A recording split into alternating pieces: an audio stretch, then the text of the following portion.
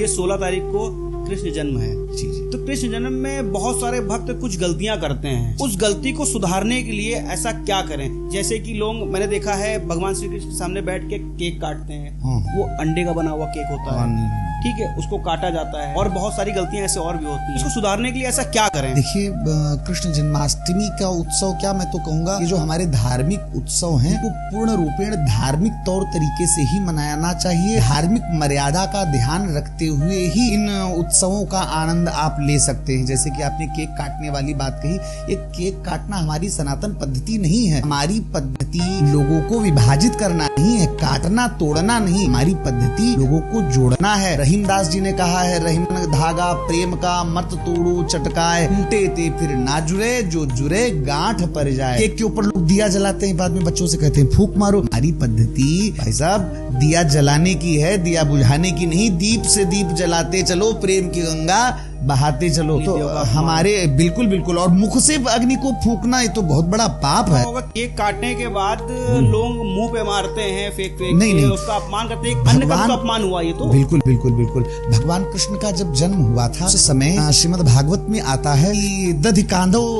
ब्रजवासियों ने मनाया था। उसमें दही में, गोरस में हल्दी मिला करके, गुलाल मिला करके एक दूसरे के ऊपर लेपन किया गया था। यदि आपकी सामर्थ्य है उस तरह से आप ब्रज पद्धति से जन्मोत्सव मनाइए। काटना तो सर्वथा अनुचित है, ऐसा हमें नहीं करना चाहिए। इन कृत्यों से हमें बचना चाहिए। शास्त्र विरुद्ध कार्य कतई नहीं करना चाहिए। भगवान श्री कृष्ण का जन्म कैसे करना चाहिए? बात रही भगवान कृष्ण का जन्मोत्सव कैसे मनाना चाहिए, सबसे पहली बात तो ये, जब जन्मोत्सव का समय आए 12 बजे का जो कि निर्धारित किया गया है, उस समय सबसे पहले ठाकुर जी की आरती करनी चाहिए। और उस समय यदि आपको कुछ नहीं आता है तो कुछ ज्यादा करने की आवश्यकता नहीं। रामचरितमानस में भय प्रगट कृपाला, इसको आप गूगल करके भी देख सकते हैं। भय प्रगट कृपाला, दीन दयाला, कौशल्या हितकारी मंत्रों से भगवान के प्राकट्य उत्सव की स्तुति करते हुए ठाकुर जी की आरती करें। तदुपरांत ठाकुर जी को दूध, दही, घी, शहद, शक्कर, पंचामृत इत्यादि से स्नान करवाएं। स्नान करवाने के बाद में उनको नूतन नवीन नए वस्त्र धारण करवाने चाहिए। और इसके बाद ठाकुर जी का आप श्रृंगार करो, तुलसी की मालाएं पहनाओ, अपने हाथों से बनाई हुई कलियों की माला ठाकुर जी को धारण करवाओ। ठाकुर जी का इत्र से